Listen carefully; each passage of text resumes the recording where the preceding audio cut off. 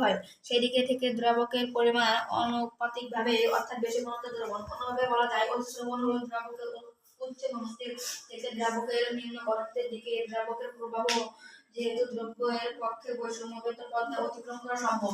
এই ছিল আমাদের এই মূল পাঠের পড়া। তোমরা নিশ্চয়ই খেয়াল করেছো যে তোমার মা যখন পানিতে কিশমিশ ভিজিয়ে রাখে তার কিছুক্ষণ পর চুপসে থাকা কিশমিশগুলো ফুটে টস মশাই হয়ে ওঠে। এই টসটসে কিশমিশ যদি আবার ঘন চিনির দ্রবণে ভিজিয়ে রাখো তাহলে দেখবে সেগুলো আবার চুপসে গেছে। কেন এমন হলো তাকে তোমরা ধারণা করতে পারো? এটি একটি অতি প্রয়োজনীয় প্রক্রিয়া। এই প্রক্রিয়ায় উদ্ভিদ মাটি থেকে পানি সংগ্রহ করে। এই প্রক্রিয়াটি জীবন্ত কোষ ছাড়া ও কৃত্রিমভাবে ল্যাবরেটরিতে ঘটানো যায়।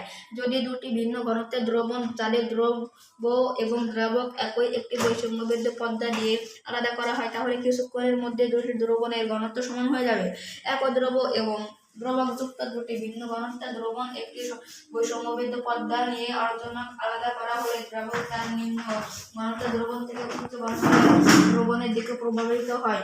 দ্রাবকের বৈষম্যবদ্ধ পর্দা ভেদ করে তার নিম্ন ঘনত্বের দ্রবণ থেকে উচ্চ ঘনত্বের দ্রবণ প্রভাবিত হওয়াকে অভিস্রবণ প্রক্রিয়া বলা হয়। অভিস্রবণ প্রকৃতপক্ষে দ্রাবকের ব্যাপন ধারণা। এক্ষেত্রে দেখে দ্রাবকের পরিমাণ আনুপাতিকভাবে বেশি অর্থাৎ কম ঘনত্বের দ্রবণ সেদিকে থেকে দ্রাবক প্রভাবিত হয় এবং যেদিকে দ্রাবকের পরিমাণ আনুপাতিকভাবে হয় অর্থাৎ বেশি ঘনত্বের দ্রবণ। অন্যভাবে বলা যায় অতিশ্রবণ হলো দ্রাবকের উচ্চ ঘনত্বের থেকে দ্রাবকের নিম্ন ঘনত্বের দিকে দ্রাবকের প্রবাহ, যেহেতু দ্রব্যের পক্ষে বৈষম্যবদ্ধ পর্দা অতিক্রম করা সম্ভব নয়। এই ছিল আমাদের মূল পাঠে পড়া।